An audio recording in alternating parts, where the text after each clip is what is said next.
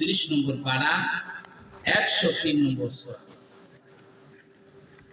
কোরআনুল কারীমে 114 খানা সূরার মধ্য দিয়ে একেবারে ক্ষুদ্র সর্বকনিষ্ঠ সূরা।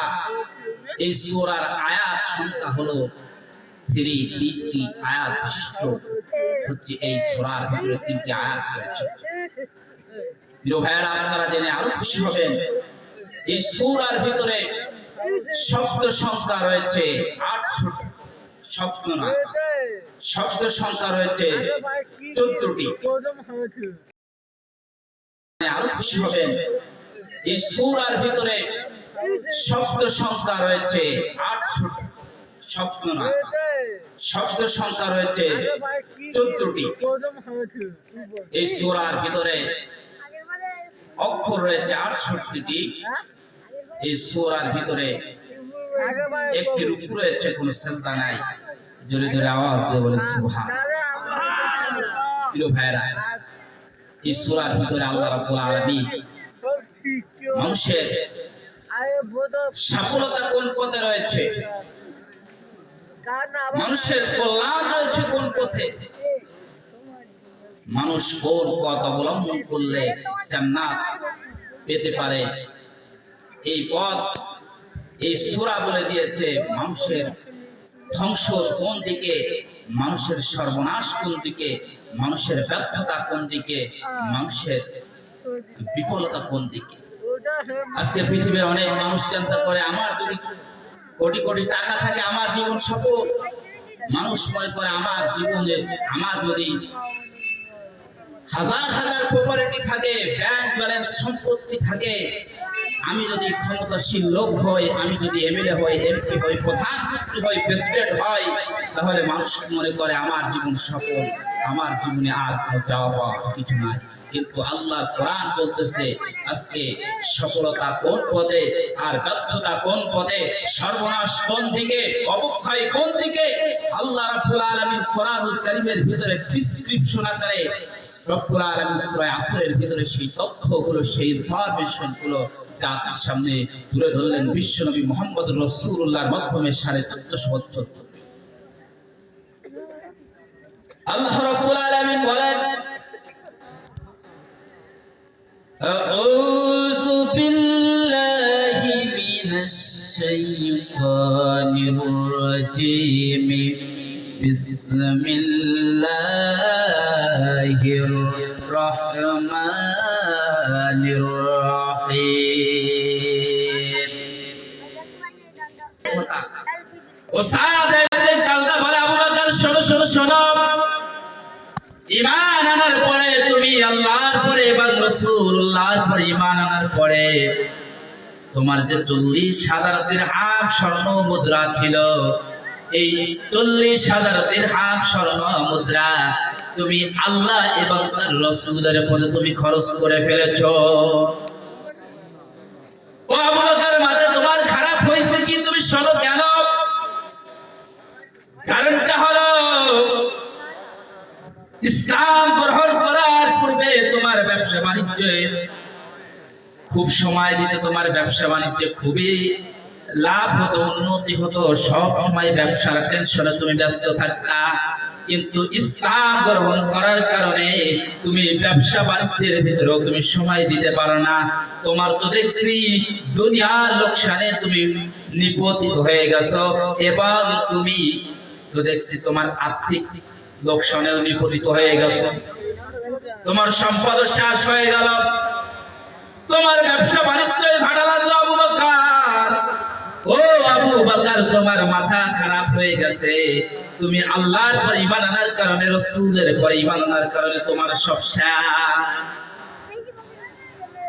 এবার রাসূলুল্লাহর প্রিয় সাহাবী হযরত আবু বকর রাদিয়াল্লাহু আনহু বলে, হে বন্ধু সাহাবায়ে কাল্লাম, তুমি শোনো শোনো শোনো, যেই ব্যক্তি আল্লাহর পরে ঈমান আনে, রাসূলুল্লাহর পরে ঈমান আনে, যেই ব্যক্তি আল্লাহর গোলাম হয়ে যায় আর রাসূলুল্লাহর গোলাম হয়ে যায়, তার দুনিয়ার কোনো ক্ষতি নাই, তার পরকালেও কোনো ক্ষতি নাই। আওয়াজ দিয়ে বলেন সুবহানাল্লাহ। আরো আস্তে কোন সুবহানাল্লাহ। আর আস্তে কর, আস্তে কর সুবহানাল্লাহ, বাড়িতে বলেন সুবহানাল্লাহ। প্রিয় ভাইরা আমার, যখন এই কথা হযরত আবু বকর সিদ্দিক রাদিয়াল্লাহু তাআলা বললেন, যেই ব্যক্তি আল্লাহ এবং আল্লাহ রাসূলের গোলাম হয়ে যায়, যেই ব্যক্তি আল্লাহ এবং রাসূলুল্লাহর উপর ঈমান আনে, আর দুনিয়াতেও কোনো ক্ষতি নাই, পরকালেও ক্ষতি নাই। এই কথাটি আল্লাহ রাব্বুল আলামিন এতই পছন্দ করলেন, পছন্দ করে আল্লাহ রাব্বুল আলামিন হযরতে জিবরাইল আলাইহিস সালাতু ওয়াস সালামকে বললেন, হে জিবরাইল চলে যাও আমার নবী বিশ্বনবী মুহাম্মদুর রাসূলুল্লাহর কাছে গিয়ে এই সূরাতুল আসর তুমি অবতীর্ণ করে দাও। প্রিয় মগরাহাটবাসী, হযরত আবু বকর সিদ্দিক রাদিয়াল্লাহু তাআলা আনহুর কথা আল্লাহ রাব্বুল আলামিন এত পছন্দ করে ফেললেন, এতটা আল্লাহর কাছে ভালো লাগলো। আল্লাহ রাব্বুল আলামিন সঙ্গে সঙ্গে সূরাতুল আসর অবতীর্ণ করে পৃথিবীর মানুষকে জানাই দিলেন, এই পৃথিবীতে কারা ক্ষতিগ্রস্ত হবে আর পরকালে কারা ক্ষতিগ্রস্ত হবে, এই পৃথিবীতে কারা সফলতা অর্জন করবে আর পরকালে কারা সফলতা অর্জন করবে। আল্লাহ রাব্বুল আলামিন এই সূরা আসরের ভিতরে সুন্দর করে তুলে ধরলেন। প্রিয় ভাইরা আমার, হযরত আবু বকর সিদ্দিক রাদিয়াল্লাহু তাআলা আনহু এমন একজন সাহাবী, যে আবু বকর সিদ্দিক রাদিয়াল্লাহু তাআলা আনহু বলেন আশারায়ে মুবাশশিরা, আল্লাহ তাআলা এই পৃথিবীতে 10 জন মানুষকে আল্লাহ রাব্বুল আলামিন জান্নাতের সুসংবাদ দিয়েছে। মাটির উপরে এই আসমানের নিচে জমিনের উপরে সেই 10 জন সাহাবীদের প্রথম নম্বর 1 নম্বর সাহাবী হলেন হযরতে আবু বকর সিদ্দিক রাদিয়াল্লাহু তাআলা আনহু। আমার বন্ধুরা, তাবুকের যুদ্ধ শুরু হয়ে গেল, কেমন অবদান আবু বকর সিদ্দিক রাদিয়াল্লাহু তাআলা আনহু, কেমন ভাবে আল্লাহর পরে ঈমান আনলো, বিশ্বনবী মুহাম্মদুর রাসূলুল্লাহর পরে কেমন ঈমান আনলো, আর কেমন ভাবে আল্লাহ রাব্বুল আলামিনকে ভালোবাসছে আবু বকর, একটু শুনুন। তাবুকের যুদ্ধ শুরু হয়ে গেল, আমার রাসূলুল্লাহ বললেন, সাহাবীদেরকে লক্ষ্য করে বললেন, হে আমার প্রিয় সাহাবীরা, তাবুকের যুদ্ধ শুরু হয়ে গেছে, আজকে আল্লাহর রাস্তায় দান করার জন্য সময় এসে গেছে, আল্লাহর রাস্তায় কুরবান করার জন্য সময় এসে গেছে। তোমরা সবাই বাড়িতে চলে যাও, বাড়িতে গিয়ে যার যা আছে সব কিছু নিয়ে আসো।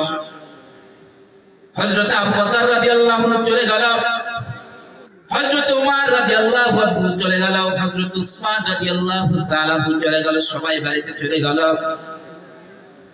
প্রিয় মগরাহাটবাসী, হযরত উসমান রাদিয়াল্লাহু তাআলা আনহু তার যত সম্পদ ছিল সব সম্পদকে 3 ভাগ করলো, 2 ভাগ বাড়িতে রেখে আসলো, আরেক ভাগ বিশ্বনবী মুহাম্মদুর রাসূলুল্লাহ সাল্লাল্লাহু আলাইহি ওয়াসাল্লামের দরবারে নিয়ে আসলো। হযরত ওমর রাদিয়াল্লাহু তাআলা আনহু তার বাড়িতে যত সম্পদ ছিল সকল সম্পদ 2 ভাগ করে 1 ভাগ রাসূলুল্লাহর দরবারে নিয়ে আসলো, আরেকটা ভাগ বাড়ির মধ্যে রেখে আসলো। হযরত আবু বকর সিদ্দিক রাদিয়াল্লাহু তাআলা আনহু বাড়ির মধ্যে যত সম্পদ ছিল সকল সম্পদগুলো একটা টোপলায় বেঁধে রাসূলুল্লাহর দরবারে নিয়ে হাজির হয়ে গেল। রাসূলুল্লাহ বললেন, আমার আবু বকর কোথায়, আমার ওমর কোথায়, আমার উসমান কোথায়? উসমান রাদিয়াল্লাহু তাআলা আনহুকে ডেকে বললেন, উসমান, আজকে আল্লাহর রাস্তায় কুরবান করার জন্য কি নিয়ে এসেছো? হযরত উসমান রাদিয়াল্লাহু তাআলা আনহু বললেন, ইয়া রাসূলুল্লাহ, ইয়া হাবিবাল্লাহ, আমার বাড়ির মধ্যে যত সম্পদ ছিল সব সম্পদ 3 ভাগ করে 2 ভাগ বাড়িতে রেখে এসেছি, আর 1 ভাগ আপনার দরবারে নিয়ে এসেছি। হযরত ওমরকে ডাকা হলো। ওমর রাদিয়াল্লাহু আনহু বলল, ইয়া রাসূলুল্লাহ, ইয়া হাবিবাল্লাহ, আমার যত সম্পদ ছিল সব সম্পদ 2 ভাগ করেছি, এক ভাগ বাড়িতে রেখে এসেছি, আর এক ভাগ আপনার কাছে নিয়ে এসেছি। রাসূলুল্লাহ বলেন আমার আবু বকর কোথায়? লাব্বাইক সাদাইকা ইয়া রাসূলুল্লাহ, হে আল্লাহর রাসূল আমি উপস্থিত। আল্লাহর রাসূল আবু বকর রাদিয়াল্লাহু আনহুকে বলেন আবু বকর তুমি আজকে আল্লাহর জন্য আল্লাহর রাস্তায় কি নিয়ে এসেছো? হযরত আবু বকর সিদ্দিক রাদিয়াল্লাহু তাআলা আনহু বলেন ইয়া রাসূলুল্লাহ ইয়া হাবিবাল্লাহ, আমার বাড়ির মধ্যে যা কিছু ছিল সম্পদ বলতে যত কিছু ছিল সব কিছু আপনার দরবারে নিয়ে এসেছি। রাসূলুল্লাহ বললেন ও আবু বকর তুমি তোমার বাড়ির জন্য কি রেখে এসেছো? হযরত আবু বকর সিদ্দিক রাদিয়াল্লাহু তাআলা আনহু বলেন ইয়া রাসূলুল্লাহ ইয়া হাবিবাল্লাহ, আমার বাড়ির মধ্যে আমি জাগতিক কোনো কিছু রেখে আসি নাই, 2টা জিনিস রেখে এসেছি, 2টা সম্পদ রেখে এসেছি। একটা হলো আল্লাহ আর একটা হলো রাসূল। আল্লাহ ওয়া রাসূল, আল্লাহ এবং তার রাসূলকে আমি আমার বাড়ির জন্য রেখে এসেছি, আমার পরিবারের পরিজনের জন্য রেখে এসেছি। তাহলে আশারায়ে মুবাশশিরা জান্নাতের প্রথম সারির প্রথম নম্বর সুসংবাদ প্রাপ্ত সাহাবী হলেন হযরতে আবু বকর সিদ্দিক রাদিয়াল্লাহু তাআলা আনহু।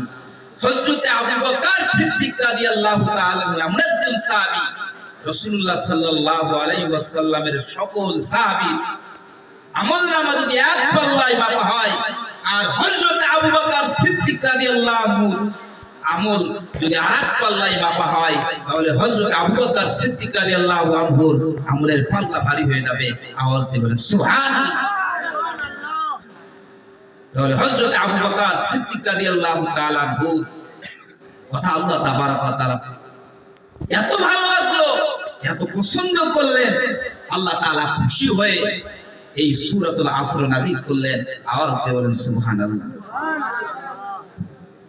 প্রিয় ভাইরা আমার, এখন ক্ষতি থেকে বাঁচতে গেলে হযরতে আবু বকর সিদ্দিক রাদিয়াল্লাহু তাআলা আনহুর সাথে যদি জান্নাতে যেতে চান, হযরতে আবু বকর রাদিয়াল্লাহু তাআলা আনহুর মতো ইমানদার যদি হতে চান, প্রিয় ভাইরা 4টা কাজ করতে হবে।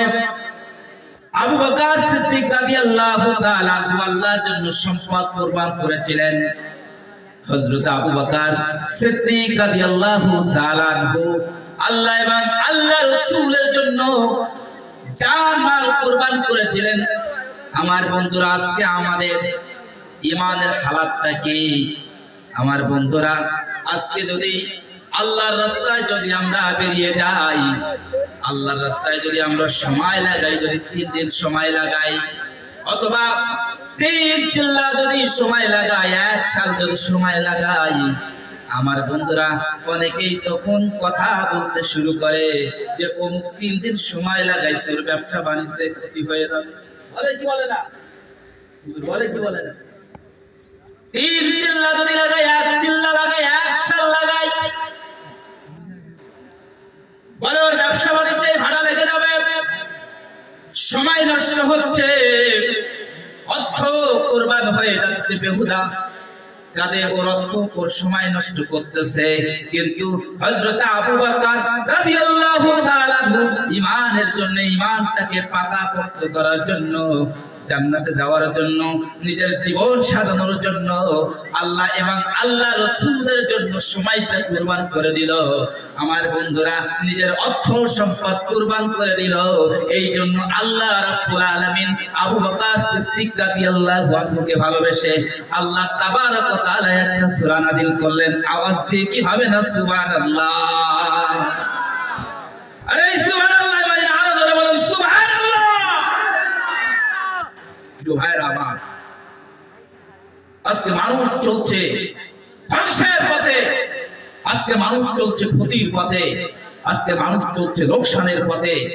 প্রিয় ভাইরা, এই ধ্বংসের হাত থেকে যদি বাঁচতে চান, আমার আল্লাহ তাবারক ওয়া তাআলা উন্নত্রে বলেছেন, কোরআনুল কারীমের উন্নত্রে বলেছেন ইল্লাল্লাযীনা আমানু ওয়া আমিলুস সালিহাতি ফালাহুম আজরুন গায়রু মামনুন। আল্লাহ তাবারক ওয়া তাআলা পৃথিবীবাসীকে জানাই দিলেন, পৃথিবীবাসী শোনো, যদি এই পৃথিবীর ধ্বংসের হাত থেকে যদি তোমরা বাঁচতে চাও, পরকালের ধ্বংসের হাত থেকে যদি বাঁচতে চাও, আল্লাহ রাব্বুল আলামিন বলেন ইল্লাল্লাযীনা, তারা ব্যতীত, আমানু, যারা ঈমান এনেছে, ওয়া আমিলুস সালিহাত, যারা ভালো কাজ করবে। আল্লাহ রাব্বুল আলামিন আমার কথা না, এই বাংলাদেশের হুজুরের কথা না, মোল্লা আব্দুল্লাহ আল মামুনের কথা না। আল্লাহ বলেন যারা ঈমান আনবে আর ওয়া আমিলুস সালিহাতি, ভালো কাজ করবে। আল্লাহ রাব্বুল আলামিন সূরা তিনের ভিতরে সুন্দর করে চমৎকার করে আমাদেরকে জানাই দিলেন। তাহলে তোমাদের জন্য কি হবে তোমরা জানোনি? ফালাহুম, অতঃপর লাহুম, তাদের জন্য, এখানে আলেম রয়েছে, লাহুম, তাদের জন্য, আজরুন, প্রতিদান রয়েছে, গায়রু মামনুন, অসংখ্য প্রতিদান তাদের জন্য রয়েছে, অগণিত প্রতিদান তাদের জন্য রয়েছে, যেই প্রতিদান কখনো গণনা করে শেষ করা যায় না। প্রিয় ভাইরা আমার, ঈমান হলো এমন একটা সম্পদ। ও যুবক ভাই তুমি শোনো, ও যুবতী তুমি শোনো, ও বাবা, ও মা, আপনাদের পায়ে হাত দিয়ে বলতেছি, গবেষণালব্ধ কথাগুলো আপনাদের সামনে আলোচনা করে যাই। আমার বন্ধুরা, এই পৃথিবীর জমিনে আপনার যদি টাকা না থাকে, আপনার যদি সম্পদ না থাকে, আপনার যদি ক্ষমতা না থাকে, এই পৃথিবীর জমিনে আপনার কোনো মূল্য নেই। আমার বন্ধুরা, এই পৃথিবীর জমিনে আপনাকে কেউ মূল্যায়ন করে না। যদি বলেন ঠিক কি ঠিক না? ও বন্ধুরা, একটু খেয়াল করবেন। তাহলে পৃথিবীর জমিনে যদি চলতে হয়, পৃথিবীর জমিনে যদি আপনার মূল্যায়ন যদি আপনার আনতে হয়, তাহলে আপনার লাগবে টাকা। যদি বলেন ঠিক কি ঠিক না? আপনার লাগবে সম্পদ, আপনার লাগবে প্রপার্টি, আপনার লাগবে ঘর, আপনার লাগবে বাড়ি, আপনার লাগবে গাড়ি। আমার বন্ধুরা, আপনার এই পৃথিবীতে চলতে গেলে আপনার লাগবে পাওয়ার, আপনার হওয়া লাগবে এমএলএ, আপনার হওয়া লাগবে পঞ্চায়েত প্রধান, আপনার হওয়া লাগবে এমপি, আপনার হওয়া লাগবে প্রধানমন্ত্রী। এই কয়টা জিনিস যদি আপনার কাছে থাকে, তাহলে আপনার এই পৃথিবীর জমিনে আপনার ভ্যালু আছে, আপনার মূল্যায়ন আছে। এটা যদি আপনার কাছে না থাকে, আপনার এক পয়সাও কিন্তু মূল্য না। ঠিক কিনা? বাস্তব কথা কিনা? মাটির উপরে কয়টা জিনিস, সম্পদ, টাকা পয়সা, ক্ষমতা না থাকলে আপনার কোনো মূল্য নাই। হে যুবক, হে যুবতী, ও আমার মা, ও আমার বোন, ও আমার বাবাজিরা, শুনো, এই জিনিস যদি দুনিয়ার বুকে যদি তো না থাকে, কয়টা জিনিস তোমার কাছে না থাকলে তোমার কোনো ভ্যালু নাই, তোমার কোনো মূল্য নাই। মাটির উপরে একটিবার চিন্তা করলে না, যখন গোরস্থানের ভিতরে যখন তোমাকে কবরে শায়িত করা হবে, তুমি যখন মৃত্যুবরণ করে যখন তুমি কবরের ভিতরে যাবে, তখন তুমি কোন পাওয়ারে ওই কবরের ভিতরে তিনটা প্রশ্নের জবাব দিবে? একটিবার চিন্তা করো, একটিবার তুমি ভাবো না। কবরের ভিতরে প্রশ্ন করা হবে, মান রাব্বুকা, মান দীনুকা, মান নবিয়ুকা। আমার বন্ধুরা, এটা হলো কবরের তিনটা প্রশ্ন করা হবে। আমার বন্ধুরা, পৃথিবীর ক্ষতি থেকে যদি বাঁচতে চান আর পরকালের ক্ষতি থেকে বাঁচতে চান, এক নম্বর হলো ঈমান। আমার বন্ধুরা, এই ঈমান নামক সম্পদ যদি আপনি উপার্জন করতে পারেন, কবরে চলে যাওয়ার সঙ্গে সঙ্গে মুনকার নাকির এসে হাজির হয়ে যাবে আর বলবে, মান রব্বুকা, তোমার রবকে।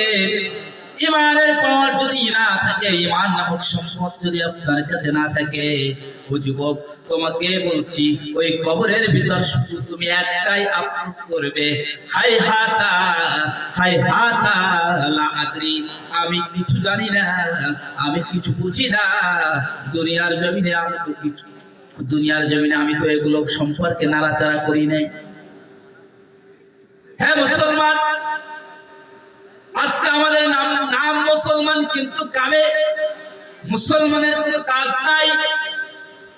ঈমান এনেছি মুখ দিয়ে, কিন্তু ঈমানের দাবি অনুযায়ী আজকে আমরা নামাজ ঠিক মতো আমরা আদায় করি না। আমার বন্ধুরা, ঈমান যদি থাকে তিনটা প্রশ্নের জবাব দিতে পারবেন। আরেকটা ঘাট আছে মৃত্যুর কবরের পরে, আরেকটা ঘাট আছে সেটা হলো ফুলসিরাত, আরেকটা ঘাট আছে সেটা হলো মিজান, আরেকটা ঘাট আছে সেটা হলো হাসর। আমার বন্ধুরা একটু খেয়াল করে শুনেন। 2 নম্বর হলো ওয়াবিলুস সলিহাত। আমার বন্ধুরা, নেক আমল যদি না থাকে তাহলে ওই মিজান, হাসর, ফুলসিরাতে কোনো জায়গায় আপনি পার পাবেন না।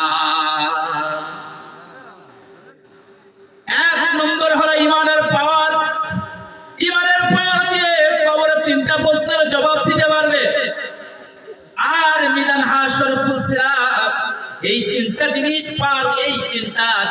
আপনি পার পাবেন। সেটা হলো আমার আল্লাহ রাব্বুল আলামিন বলেন ওয়াবিলুস সলিহাত, যদি ভালো ভালো কাজ যদি করো তাহলে তুমি মিজান, হাসর, ফুলসিরাতে তুমি পার হয়ে যাবে, নতুবা নয়। বলেন ঠিক না? কথা কি বুঝাতে পারছি? ধ্বংসের হাত থেকে বাঁচতে গেলে আল্লাহ বলেন ফালাহুম আজরুন গায়রু মামনুন।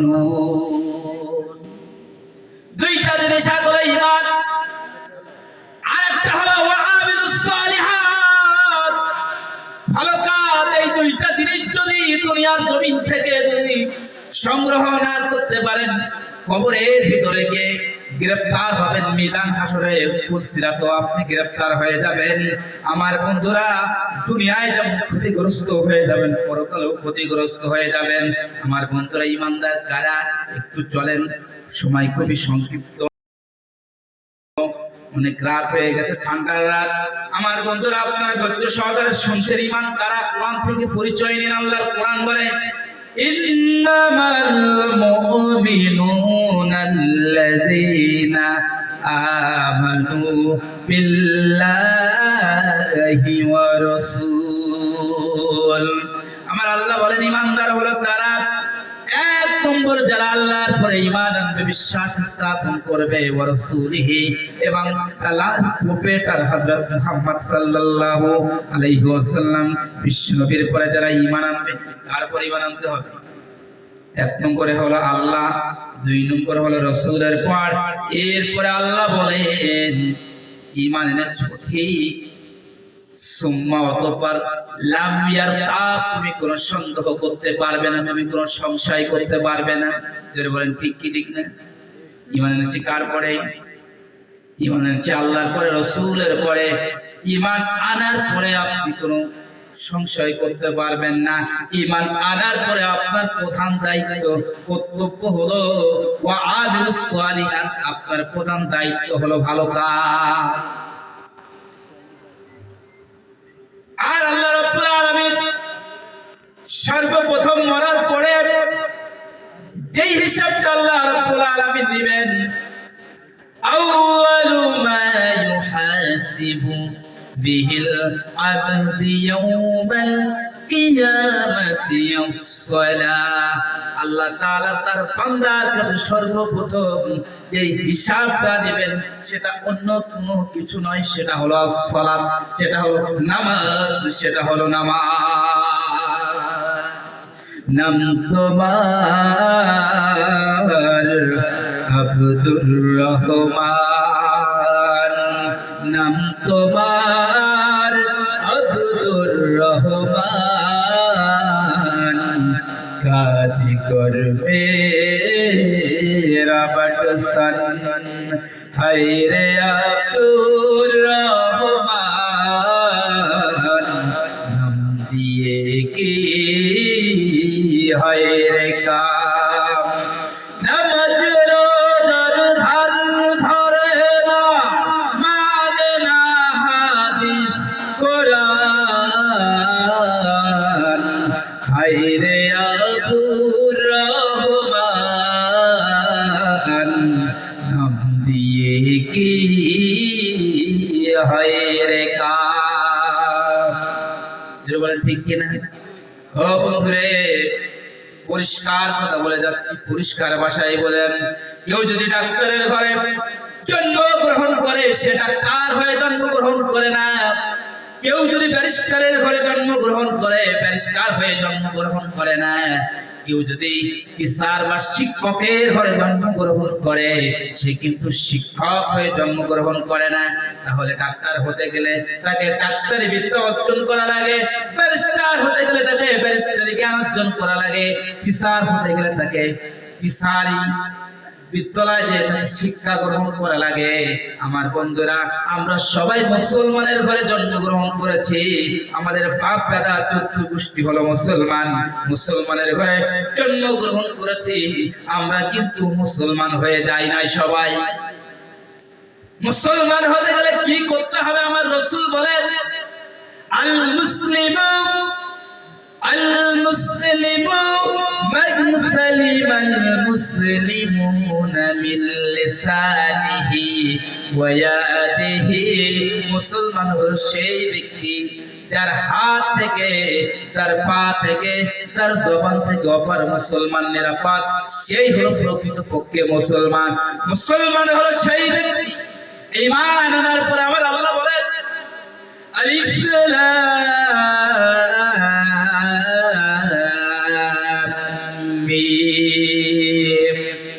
ذلك الكتاب لا ريب فيه هدى للمتقين الذين يؤمنون بالغيب ويقيمون الصلاة। আমার আল্লাহ বলেন, ঈমান আনার পরে যারা গায়েবের প্রতি বিশ্বাস স্থাপন করবে, যারা আল্লাহর পরে বিশ্বাস স্থাপন করবে, রাসূলুল্লাহর পরে যারা বিশ্বাস স্থাপন করবে, তাদের দায়িত্ব হলো ইকিমুনাস সালাহ, তারা নামাজ কায়েম করবে। ও আব্বা জানেরা, ও আম্মা জানেরা, আমি আপনি মুসলমান বলে দাবি করি, আমি আপনি ঈমানদার বলে দাবি করি, মুসলমানের ঘরে জন্মগ্রহণ করেছি, অথচ আমার আপনার কাজ করবে যদি ঈমানদারের পরিচয় না থাকে, মুসলমানের পরিচয় না থাকে, তাহলে আমি আপনি কেউ ঈমানদার ও মুসলমান হতে পারবো না। প্রিয় ভাইরা আমার, ঈমান আনার পরে 1 নম্বর কাজ হলো নামাজ। আর কবরে প্রবেশ করার পরে আল্লাহ রাব্বুল আলামিন সর্বপ্রথম আপনার কাছে আপনার সম্পদের হিসাব দেবেন, আপনার ছেলেমেয়ের হিসাব দেবেন না। সর্বপ্রথম আপনার কাছে যে জিনিসটার হিসাব দিবেন সেটা হলো আসসালাত। আসসালাত। মসজিদের মুয়াজ্জিন আপনারা ডাকছেন, হাইয়া আলাস সালাত,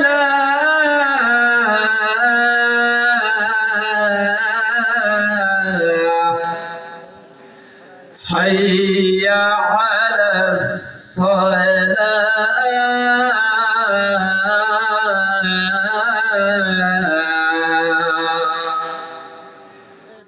মসজিদের মুয়াজ্জিন আপনারে প্রতিনিয়ত ডাকছে, এসো নামাজের দিকে। কিসের দিকে? জোরে বলেন, এসো নামাজের দিকে। আমার বন্ধুরা, আল্লাহ তাবারক ওয়া তাআলা আপনাকে আমাকে যে সময়টা দিয়েছে, মসজিদের মুয়াজ্জিন বলে যাচ্ছে এসো নামাজের দিকে। আপনি মসজিদের মুয়াজ্জিনের ডাকে মসজিদেও সাড়া দিচ্ছেন না, নামাজে যাচ্ছেন না, মুয়াজ্জিনের ডাকেও সাড়া দিচ্ছেন না। আপনার জীবন থেকে একটা দিন চলে যাচ্ছে, আপনি নামাজে আসতেছেন না। মসজিদের মুয়াজ্জিন 1 সপ্তাহ যাবত আপনাকে ডাকে, হাইয়া আলাস সালাহ, ও আব্দুর রহিম, ও আব্দুল্লাহ, ও আব্দুল করিম, এসো নামাজের দিকে। আপনার জীবন থেকে একটা সত্য চলে যাচ্ছে, আপনি মসজিদের মুয়াজ্জিনের ডাকে সাড়া দেন না, নামাজে আসেন না, আপনার জীবন থেকে সত্য চলে যায়, আপনার জীবন থেকে মাস চলে যাচ্ছে, আপনার জীবন থেকে বছর চলে যাচ্ছে।